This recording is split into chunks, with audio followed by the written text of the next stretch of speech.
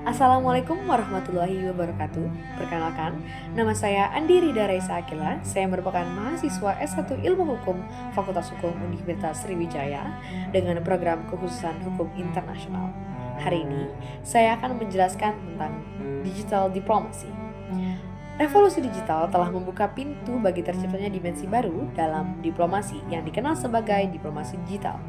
Sistem diplomasi digital merupakan sebuah konsep yang merujuk pada penggunaan teknologi digital dan media sosial dalam konteks diplomasi internasional. Diplomasi digital bukan lagi sekedar alat tambahan, melainkan menjadi komponen integral dari strategi diplomasi suatu negara. Diplomasi digital memiliki peran yang semakin penting dalam menghadapi tantangan global dan memperkuat hubungan bilateral serta multilateral antara negara-negara di seluruh dunia. Dalam beberapa tahun terakhir, platform media sosial seperti Twitter atau sekarang X, Facebook, dan Instagram telah menjadi alat yang ampuh untuk berinteraksi dengan halayak global, berbagi informasi dan ide, serta membentuk opini publik. Konsep ini semakin jadi dikarenakan mendapatkan perhatian seiring dengan meningkatnya interkoneksi global dan pengaruh budaya dalam politik internasional. Contoh dari diplomasi digital itu ada banyak.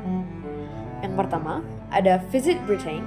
Visit Britain merupakan website National Tourism Agency milik Inggris terkait dengan national tourism, di mana hal ini merupakan salah satu upaya Inggris yang berfokus pada promosi Inggris sebagai tujuan wisata dan memanfaatkan industri pariwisata Inggris yang kuat untuk meningkatkan hubungan internasional.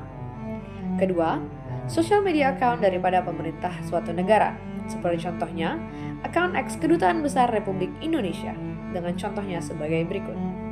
Kemudian, social media account kepala pemerintahan suatu negara, contohnya account X Presiden Republik Indonesia dan official account Perdana Menteri Jepang, dan official account Presiden Donald Trump, Presiden Amerika Serikat.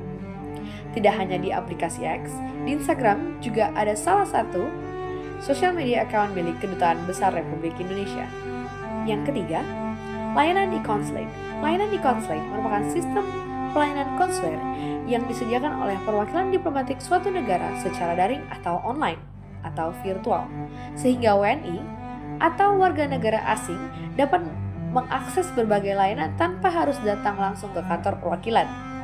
Layanan e-consulate merupakan terobosan dalam diplomasi modern yang memberikan kemudahan akses serta fleksibilitas bagi individu maupun institusi untuk terlibat dalam proses konsuler tanpa harus hadir secara langsung di lokasi fisik. Partisipasi dalam berbagai aktivitas dapat dilakukan secara daring, online, atau virtual yang sangat relevan dalam era digital dan situasi global seperti pandemi pada tahun 2020.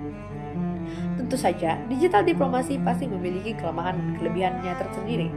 Yang pertama, kelemahan dari digital diplomasi. Pertama, serangan siber yang kompleks dapat menyebabkan kerentanan pada infrastruktur kritis dan informasi sensitif negara-negara. Yang kedua, kesenjangan akses teknologi antara negara maju dan negara berkembang juga menjadi hambatan, di mana negara dengan infrastruktur digital yang kurang berkembang kesulitan memanfaatkan teknologi ini secara maksimal. Kemudian, kelebihan dari digital diplomasi. Pertama, melalui media sosial dan platform digital, negara-negara dapat membangun jejaring dan memperluas akses ke berbagai lapisan masyarakat, dan juga meningkatkan partisipasi dalam dialog internasional.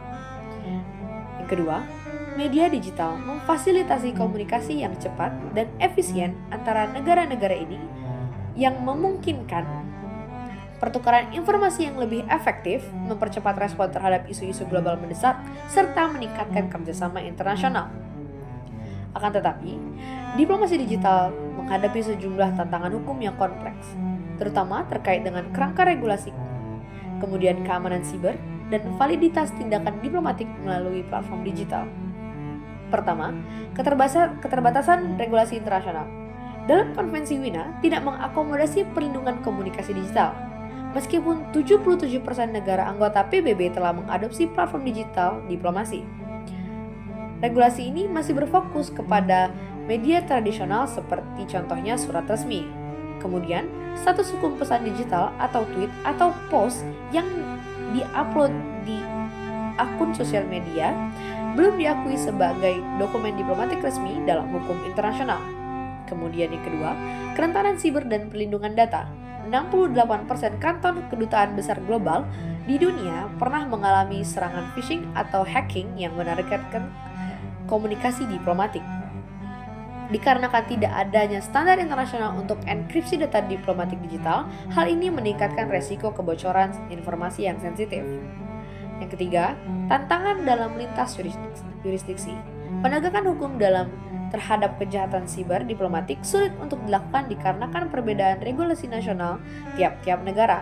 Contohnya, serangan malware terhadap kedutaan besar Jerman di Jakarta pada tahun 2023 melibatkan pelaku dari 3 jurisdiksi negara berbeda. Terakhir, meskipun diplomasi digital meningkatkan efisiensi dan jangkauan, akan tetapi tidak akan sepenuhnya dapat menggantikan misi tradisional. Dengan pertimbangan, yang pertama, hubungan personal, negosiasi yang sensitif memerlukan interaksi tatap muka untuk membangun kepercayaan. Kemudian, kompleksitas isu, konflik militer atau krisis kemanusiaan membutuhkan pendekatan multidimensi yang melibatkan diplomasi yang profesional.